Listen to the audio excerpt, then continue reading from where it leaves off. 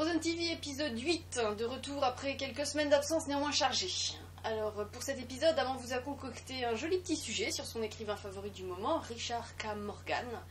As usual, si vous voulez nous laisser un message, vous pouvez nous écrire à team@frozentv.com. Et pour ceux qui auraient un peu de retard, vous pouvez aussi retrouver les épisodes précédents grâce à Miro, YouTube, iTunes et bien entendu sur le site même www.frozentv.com. Alors à noter également cette semaine une info capitale, à savoir que la novella de Gabriel Eugène Kopp, Au nord-nord-ouest d'Éden, dont on vous a déjà parlé un petit peu, peut prétendre au prix Merlin, à condition que vous alliez voter sur le site, parce que le prix Merlin est décerné par le public. Alors précipitez-vous tout de suite sur le site de Présence d'Esprit et votez, vous trouverez le lien juste un petit peu plus bas, il est un peu compliqué, je ne vous le dicterai pas là, c'est par ici.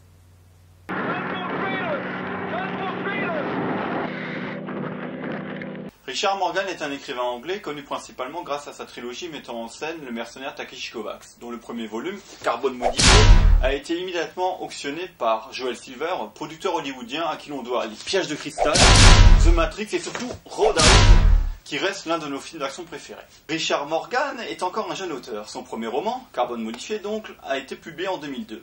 Mais depuis, son œuvre ne cesse de s'enrichir pour notre plus grand plaisir, les romans de cet ex-professeur d'anglais étant toujours une source de joie inattendue et de franche marade pour les lecteurs. Le plus grand atout de Richard Morgan réside dans son énorme capacité à tout rendre instantanément visuel. Autant le cinéma de science-fiction s'est inspiré des classiques de la littérature comme Wells, Asimov ou encore Philip K. Dick, autant on ressent dans les livres du Sr. Morgan l'influence du cinéma de SF récent. Blade Runner ou encore Total Recall sont évidemment des références visuelles récurrentes dans ses écrits.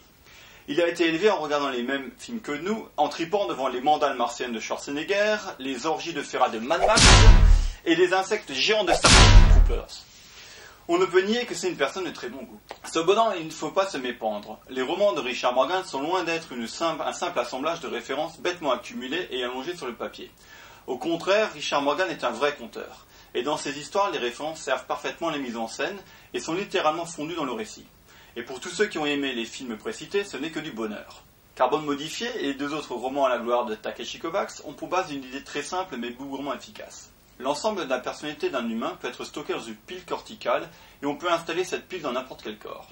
L'enveloppe charnelle sert ainsi uniquement d'hôte, car tant que la pile corticale n'est pas détruite, l'individu est potentiellement immortel. Du coup, on peut se pourrir le karma tranquille avec des actions dégueulasses, rien n'empêche que l'on soit téléchargé dans un nouveau corps, mieux que le précédent, ou pas, chaque fois que nécessaire. C'est le même principe que la réincarnation, mais en beaucoup plus souple et nettement plus fun.